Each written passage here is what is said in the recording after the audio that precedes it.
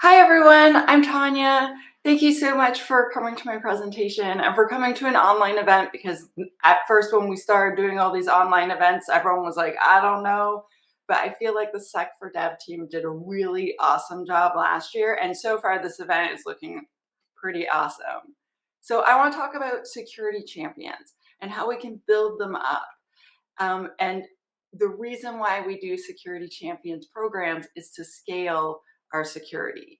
So what are we going to talk about today? We're going to talk about how can we scale not only our security team, but our security program.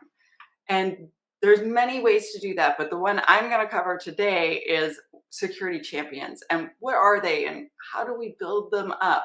So how do we find a regular person and kind of like build them up, teach them, mentor them, find them, and turn them into our champions? So I built a recipe after doing this so many times and working with so many companies. So first we recruit them, which means finding, then we engage them, and we'll still find more champions at this point. And then what to teach them and how to teach them. And then we recognize and reward them over and over again, because they are essentially doing part of our jobs for free. Like, they don't get extra pay generally. And so we want to make sure that they know they're appreciated and that they feel appreciated. And most important of this entire recipe, do not stop. The biggest problem with Security Champions program is that people just stop partway through. So I am Tanya, and I've done lots of things, and I could brag a lot about me, but hopefully you feel that I am qualified to give my own talk. So that's enough of that. So the problem that our whole industry is facing just is not enough security professionals.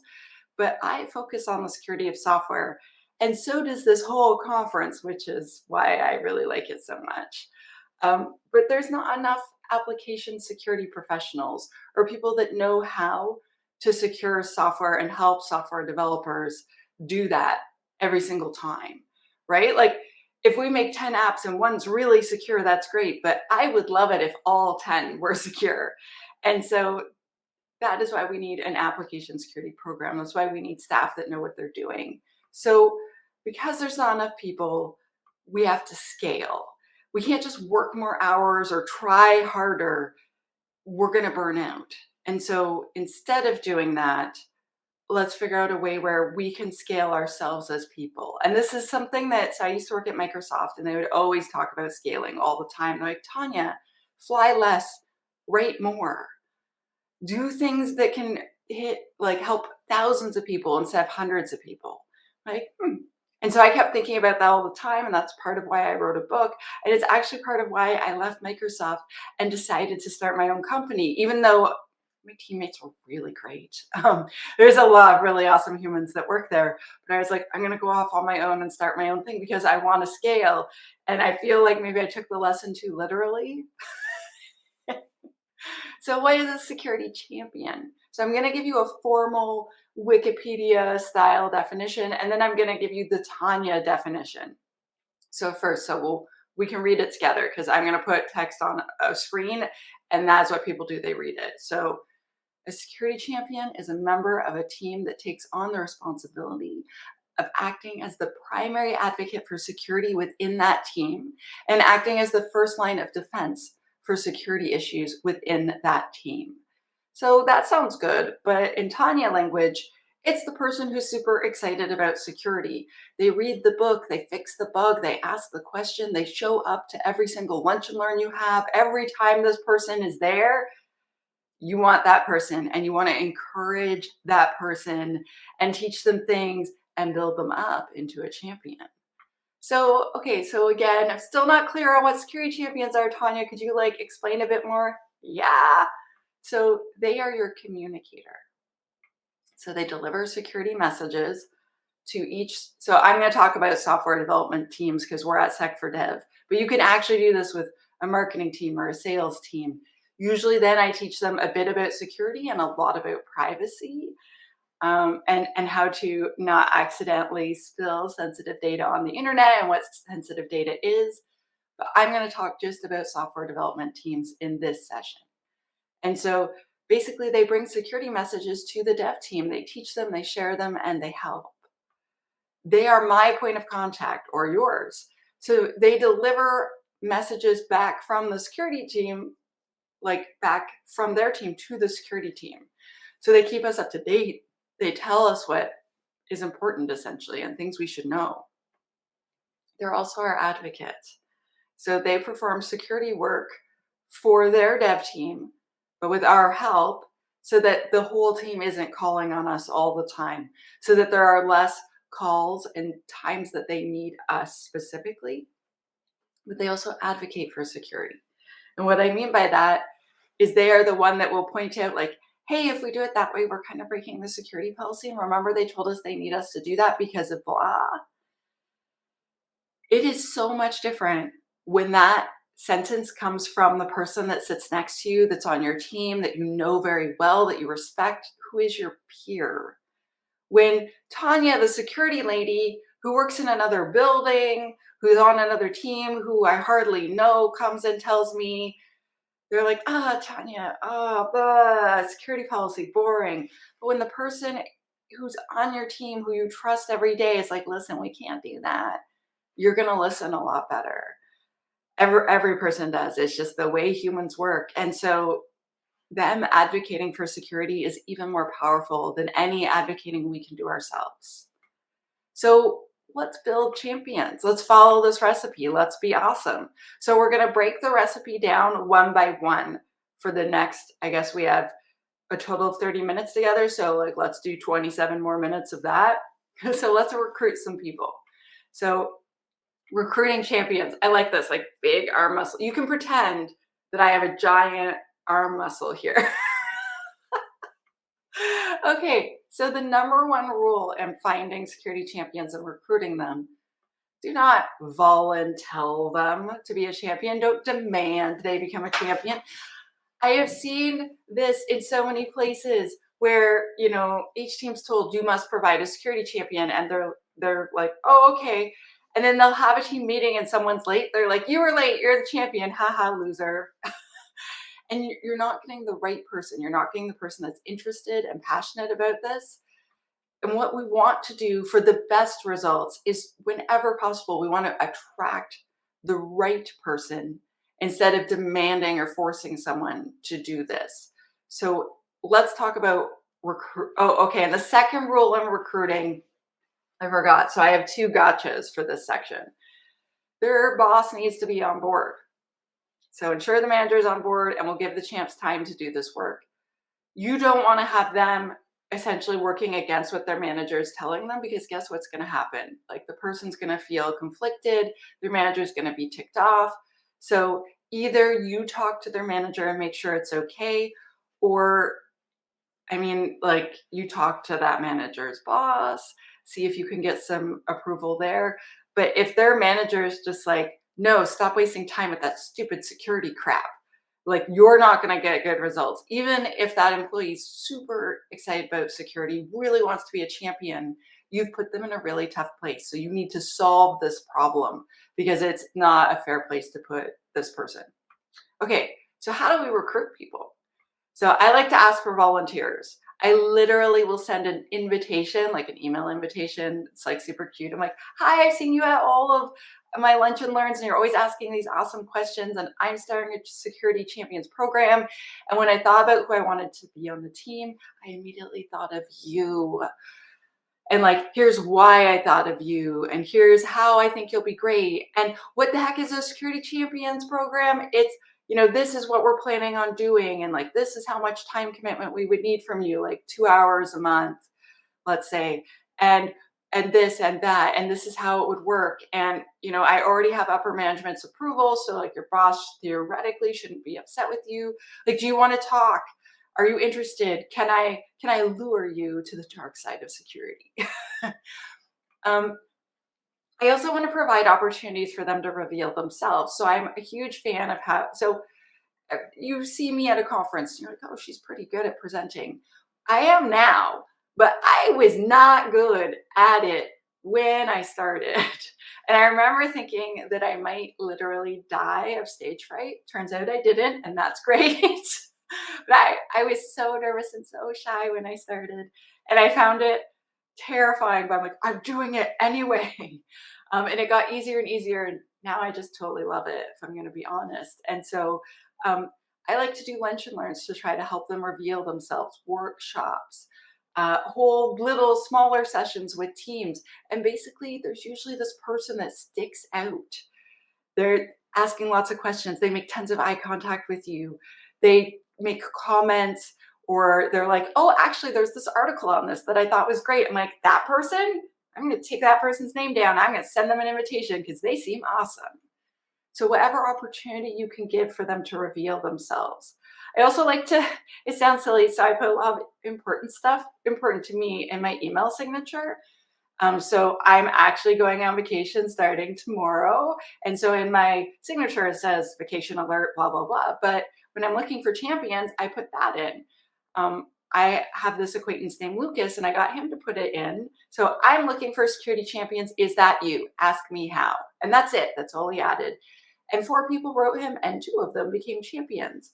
So there's all sorts of different little ways. Like, for instance, if you have a list of every single training that every person took in your organization for the past few years, did any of your software developers take a security related training? And if so, that person just signaled, hello, I would probably be a great security champion. So let them reveal themselves and attract volunteers. So lunch and learns, people that ask questions.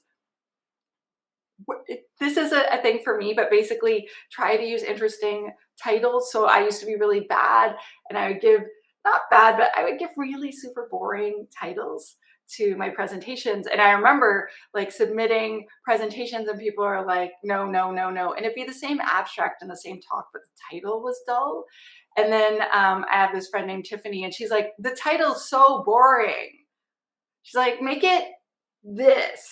So I did, and I immediately got accepted. So I started coming up with like bigger, more exciting titles. I started getting accepted to more conferences. And so this is the same for you. You're trying to get accepted by the software developers where you work. So if you can make a cool title. So an example would be securing modern applications. So that was a talk that I wrote, and people were like, lame, rejection, rejection, rejection from every conference. So I changed the title, did not change anything else. And I was like, purple is the new black. Securing modern applications, boom, accepted to like 20 conferences. So try to make it interesting if you can. And this is a thing I've struggled with, so I feel your pain. And I want to try to adopt the mantra of, it's my job to serve you. I work in AppStack. You're a software developer. You are my customer. My friend Ray taught me to say the customer part. That really helps. But I'm like, I'm here to serve you. I'm here to help you and everyone like you. So everyone building software at our organization, I'm here to help you do your job securely. And so I'm here to help. What do you need? And then people will reveal themselves with that, just because your tone has changed and the way you talk to them has changed. And suddenly people will talk to you more. And those are the people you want. Okay, so now we want to engage them. As we engage our champions, and I'm going to explain what I mean by that, we'll find more volunteers. So even if you only have 4 and you really wanted 8 or 10 champions, it's okay. Start engaging and you will continue to find the champions because people talk. So engage,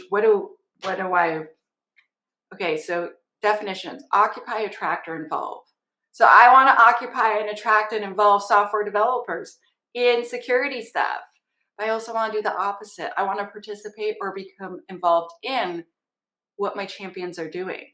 What projects are they doing? Do they need help?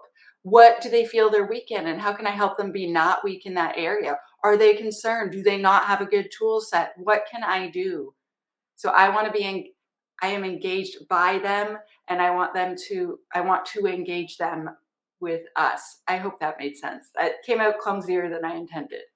So to engage them, bring them on a security incident if you can. I got totally hooked on being an incident responder after going on one incident. Share appropriate secrets if you can. I have totally had people raise their right hand and promise not to tell what I am sharing with them, but you definitely always need to explain to them what need to know is if you tell them a serious secret.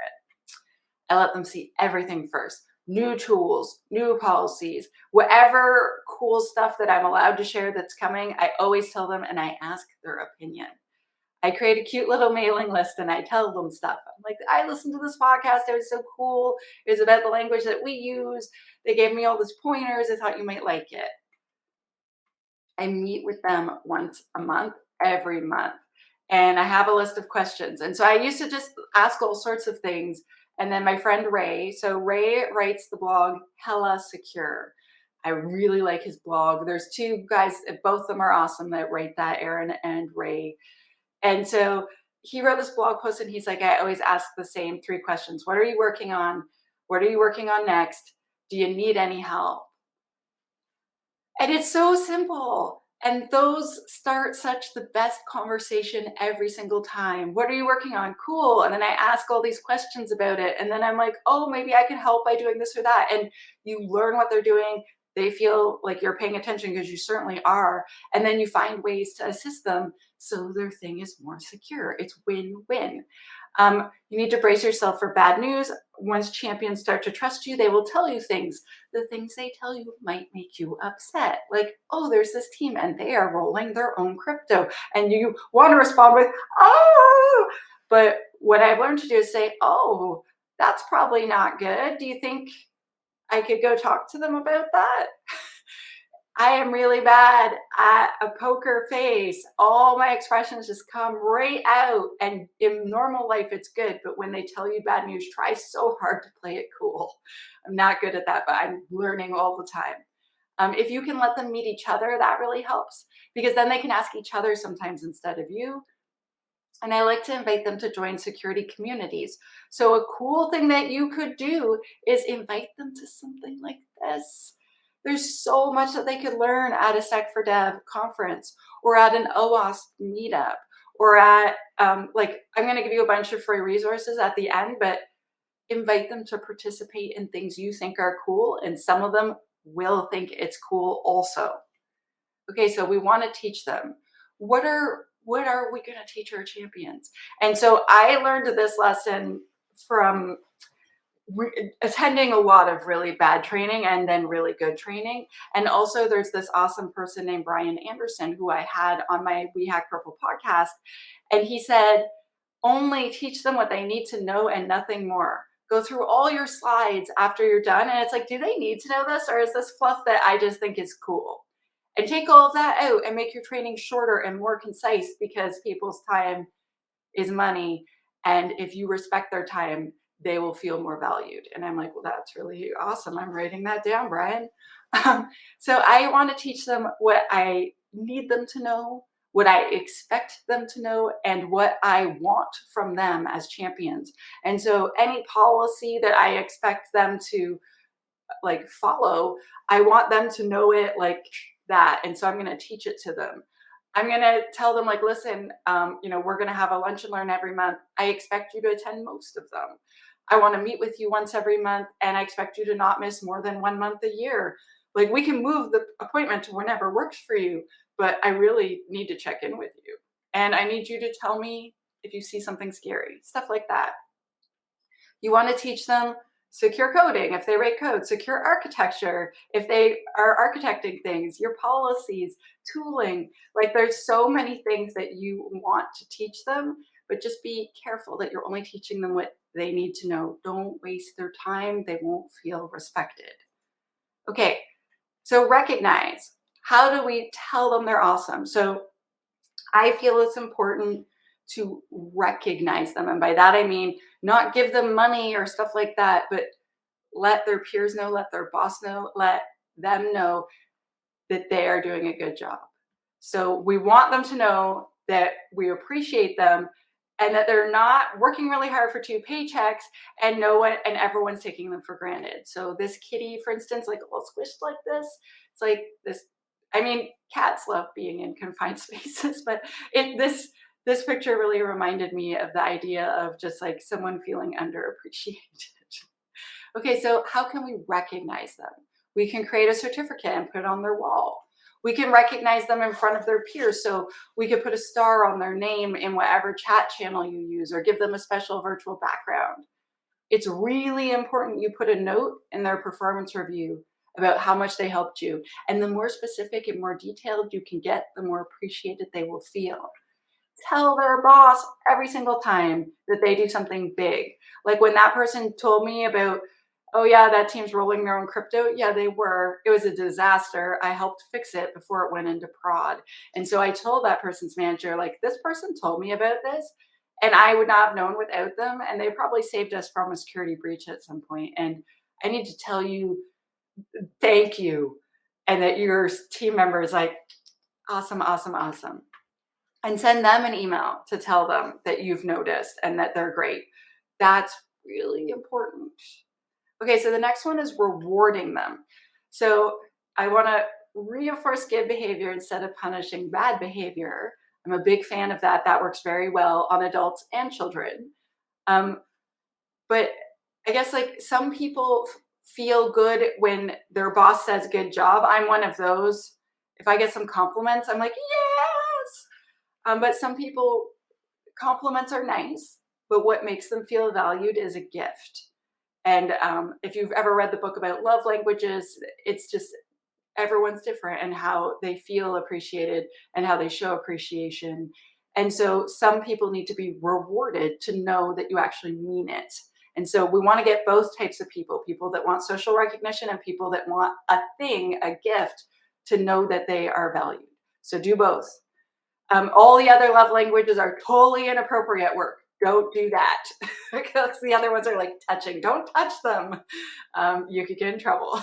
So reward any good behavior that you can. So give them security related gifts like videos, books, training, access to CTFs, bring them to a conference. Giving them your time and attention is a reward. I remember when I figured out, so junior devs, so I was like the dev lead for a long time before I switched to security. So when someone would come to my desk, I would lock my computer, I would put things down and I would turn my body towards them. And like, I'd make sure I didn't have my phone. And then I would make eye contact and be like, hi, how can I help? And I would get such a better response because like, I don't know if you've gone to talk to someone and they're still typing. They're like, what do you want? That doesn't feel good. Help them with more than just security. So if you can connect them with someone else, if you're like, oh, I know they were talking about this thing, whatever you can do to be helpful, do it because that helps reward them. Let them see new tools first. Let them help you make decisions. Anything you can think of to make this person feel rewarded is good. And you should do it assuming you're not breaking any work policies. Okay, so the last one is the hardest one. Don't stop. So if you are in doubt, over communicate. So let's say it is December 1st and you're like, we don't have time to do a security presentation this month. And like, there are so many religious holidays in December and I'm Canadian. So we have people from every religion in Canada. So usually like my teams are made up of like every rainbow of everyone you can think of when I'm teaching or working with a team in Canada. And that's awesome, right? But guess what? That means December, like this person's away 1 week, this person's away 2 weeks, this person's, and that's cool. So instead, send an email and say, listen, happy holidays to everyone. If you're, celebrating a religious holiday, awesome. I hope you have a great time. But this month, we're not going to have a thing. So instead, here's a podcast to listen to. Here's a book or an event or whatever it is to tide you over until January. In January, we will be doing this.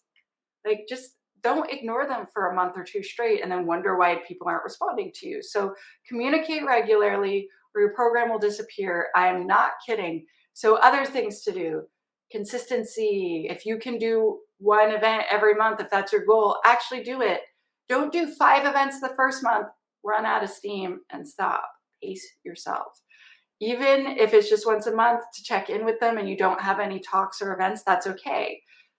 Some champions need a lot more time from you, and some will be a lot more helpful than others, but they all matter. If you have dropped your program, pick it back up as soon as you can. Because culture is like a practice. It's like yoga. So you can't, in November say, it's weird, I'm not very flexible because I did that yoga class in January and like, I haven't stretched since, but like, oh, all my muscles are tight now. Yoga sucks. It's a practice. You have to do it regularly if you want to be super flexible. And that is the same with any culture that you're building. You're building a culture of positive security, people that are interested, people that are passionate. You must continue to practice and reinforce that culture. It will fall apart so fast if you don't. I'm not kidding. So, what recipe do we follow? We followed the whole thing. We deserve high fives. I love this image. I had a graphic designer make it for me. I'm like, I need 2 people high-fiving and looking happy. Can you make that for me? And she's like, yeah. So conclusion, what did we learn? So we learned how to attract the right people to your program, what to teach them, how to reach them. I did not make that rhyme on purpose, but it's good. How to engage them and turn them into our advocates. I skipped the what to delegate and what not to delegate because we're a bit tight on time. We talked about how to motivate them and how to make them feel appreciated. And basically, this is a plan of how to create a really, really good security champion program. So we followed the recipe, and this is all on my little blog on wehackpurple.com. I have like a series where I've gone through the whole thing. And sec4dev's recording this so you can see it again. If you're like, that was a lot of details, it's okay, don't worry, we've got you. So now for some free resources with my 3 minutes that I have remaining. So I have a community online. It used to cost money, and one day I was like, let's just make it free. And so it's community.wehackpurple.com. And basically, we have events every month. We have conversations and help each other solve work problems. We have a channel we just made 2 weeks ago called Humor, or maybe it was 1 week ago. And whenever I have some time, I go look there and then I giggle the whole time. We're a community of people that are really interested in securing software, and everyone's invited, and it's totally free. There's no upsell. It's just free.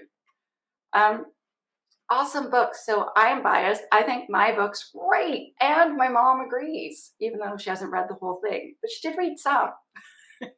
So I think we can't do security right if we're not doing IT right. And I personally feel that DevOps is the way, that it's the future, or hopefully if you're lucky, it's your present. And so the DevOps handbook, the Phoenix Project, Accelerate, the Unicorn Project, I love all of those books. And then you should get my book too, just because. I have a podcast which I just rebooted for season 2, and the first person I had on was Adam Shostak, and I just interviewed Sharif Mansour, who was on the OWASP Global Board of Directors for the past 4 years, and he told us all about that. And we have so many cool, exciting interviews coming where people will teach me something about security. They're 15 to 20 minutes long, and they're super fun. Resources, me. I have a blog and I have a newsletter and I tweet silly stuff a lot. I just tweeted a giant list of sci-fi books last night that I really love and was like, tell me what book I should read next. I do that every few months. But I hope that all of you, especially the wonderful organizers of this conference, spend your life doing strange things with weird people, because that's the best wish, in my opinion, that I could give anyone. Because to me, that is happiness. And I want to thank all of you so much for having me today. And if there's any questions, because we only have 1 minute left, and I totally get it, but you can tweet at me on Twitter. I'll answer you, or stay for the panel, please. That's next, and we could talk there. But I'd love to hear from you. And with that, I'm going to minimize my slides so that I can see what the organizers have to say to me, because they probably have something to say. So thank you so much. Oh, Thomas is saying we have 15 minutes, actually. We do? Oh, that's awesome. I was told I only had 30 minutes. So perfect. And okay. we got a lot of questions. So that's true. Take the time, and we're gonna just start with the first question. True, yeah. First of all, I just want to say I'm a huge fan. I love your talks because you're so passionate about your topics and you really feel it. And I really enjoyed this talk, especially a lot, because I think if you want to make change, especially also in security and in other aspects, culture and positivity and positive leadership, actually, like leadership may be a big broad, but to educate by example and to engage people, I think that's the biggest thing to do. I really appreciate your talk. Awesome. Okay, back to the questions. Sorry for that, actually. No, thank you. Thank you. How would you? What recommendation would you give to small-scale businesses to implement a security champion model? So how small are we talking? Are we talking like 5 people, or are we talking 50 people? When I take a small scale, would be between 20 and 50 employees. Okay, so whenever you have an all staff meeting, because you probably do occasionally have them if you have 20 to 50 people, have 5 minutes dedicated to things that you want them to know about, so specifically privacy and security. I mean, although I technically am not a privacy expert, I always mix the two. So privacy and security, I feel, really go hand in hand. And try to make sure you cover legal stuff like GDPR. So if you're talking to your entire team, that means marketing's there, sales are there, and they're the ones that could accidentally mess up GDPR and get you sued. So I talk a lot about that and about respecting the privacy of our customers. Like we're a small company. We had 5 people. We used to have 7. And we got a marketing consultant, and they're like, okay, cool. So if you could just give me all your customer data, I'm just going to feed it into Facebook. And then Facebook's going to, and I was like, but my staff knew. So I wasn't in the meeting. They told me about it later, and they're like, that would violate GDPR and our promise to our customers to respect their privacy. And the marketing consultant's like, oh, no, they won't know. It doesn't matter. And yeah, bye-bye, marketing consultant. But the point is that my staff knew. And we're just such a tiny team. And one of them caught a spearfish the other day that was meant for me, but it went out to her because she checks things for me. And she was like, I think this is phishing. I'm like, good job. And so whenever you have an all staff, try to teach them something. If you learn a new thing and you're like, gosh, that could apply to this team, teach them that thing, but try to make it really short. So for instance, let's say you have a monthly staff meeting. Tell them, or like you have like a monthly meeting with all your leads, like the manager of this team, the manager of that team. Talk with them and say like, listen, we've seen a lot of phishing coming in. If you could tell the employees to look for these 3 things, etc. So I feel, and especially like reinforcing things whenever you can. And whenever someone does a good job and they caught something, tell them how awesome they are and tell everyone else how awesome they are. So I told everyone at the company, Amanda caught a spearfish. That was amazing. And she's like, right? But she was proud. She did a good job. She totally could have clicked on that and done the thing.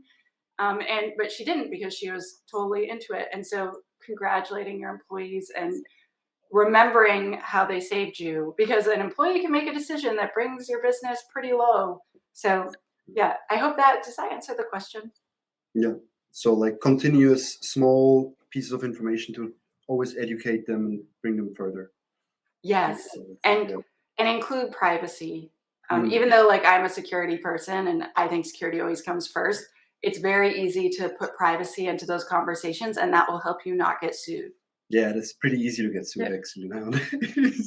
We're gonna get another question from someone who probably can check the recruiting part from the list before, or who wants to be recruited actually, is as a simple employee, how can I get a security champion myself? So how can they get a training, or like put your hands up, say, I want to be a champion? Okay, so that is actually what I did. So I was working at Elections Canada, and I was leading the dev team, and we were making that software that like makes the election happen in Canada. So that was pretty important. But as like we're getting closer to the election, like our project was awesome. We have 4 years, right? So we're like, we are ready. And I was super interested in security. And I've been in charge of hiring the pen tester, hiring the person to do the code review exercise. And like I helped fix all those bugs or arrange to have those bugs fixed. And I was super excited. And so I kept reporting security issues to the security team. I was like, I found this on our network and I'm really concerned. Can we do this? And they're like, thank you for reporting that.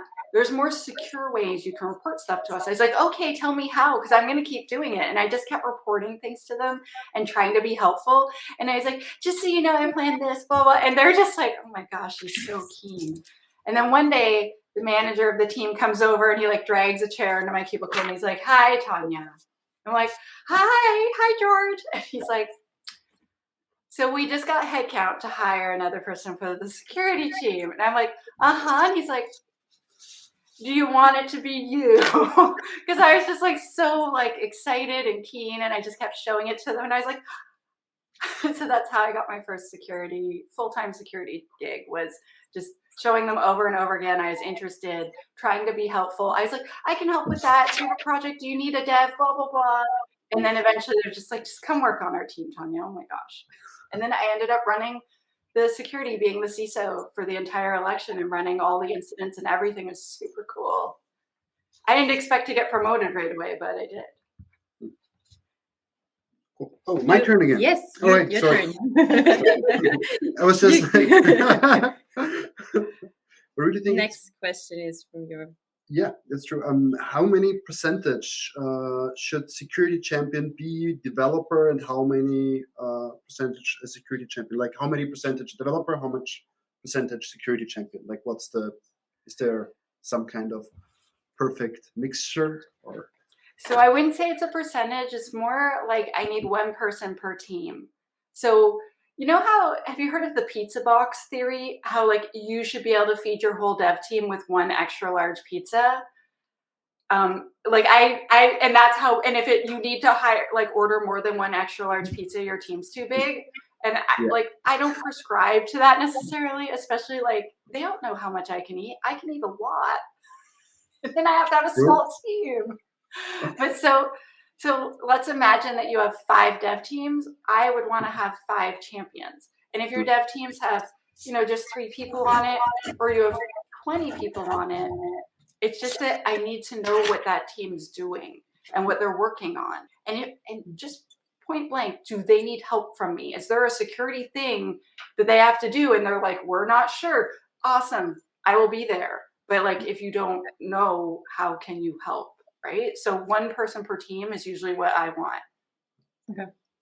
Like maybe just very short, because like a few weeks ago, like not a few weeks, like a few months ago, like when the first, actually 1.5 years or 2 years ago at Gartner, the security champion model was actually published also as well. I think 2 years ago or 3 at the Gartner conference. I don't know. Not that sure. Whatever. And then I googled like, okay, are there like trainings or whatsoever for security champions? And then I found one actually in Germany.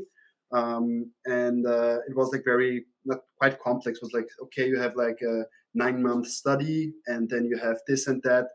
But I'm totally with you on that every team is special. Every team has their own mission, own stack, probably maybe own engagement program on how to solve a problem and how to develop an app. So I think your approach would be, or is actually a good one, to try to engage them individually and try to find the champion for each team. So I feel like I've had a lot of companies reach out to me, and they're like, do you have security champion like training? And I'm like, but I don't know your policies, right? So I could teach them secure coding, or I could teach them how to build an AppSec program, or this or that, but I would have to make something custom for each company, because each company has different things they need. Does that make sense?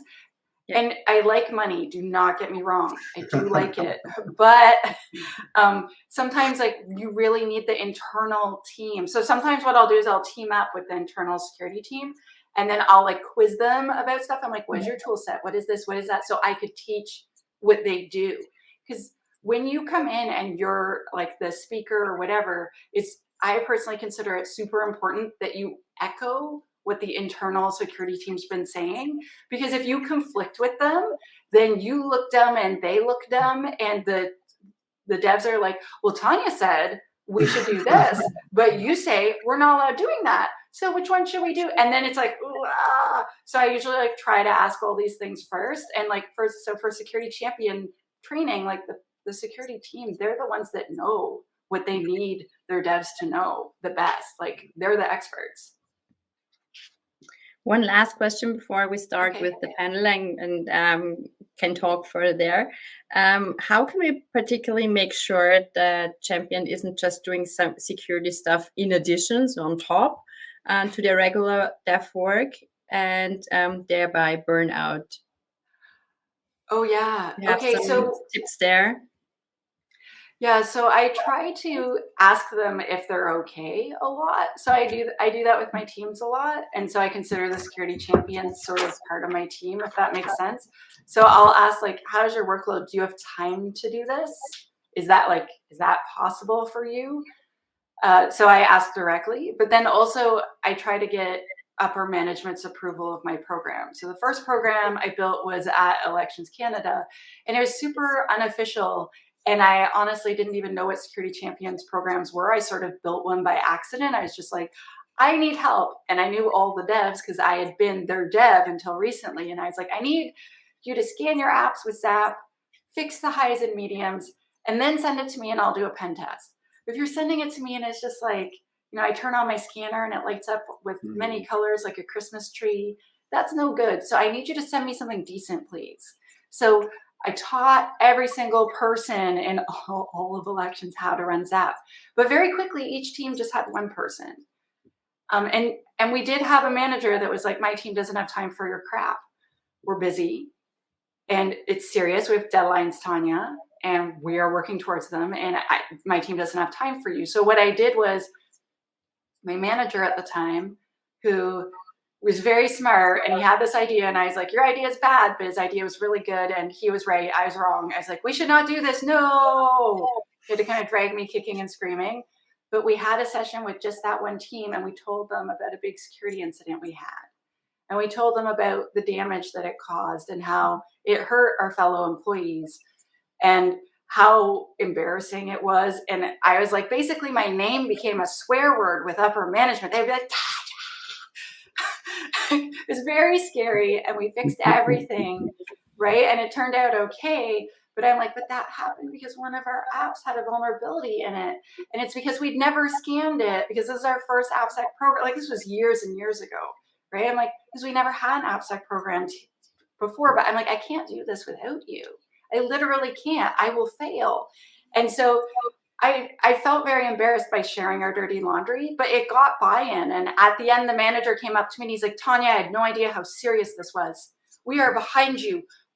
This is never happening again on our watch. And then it was like, he was the best ever from that day forward. It was like Jill. And he was just like, security.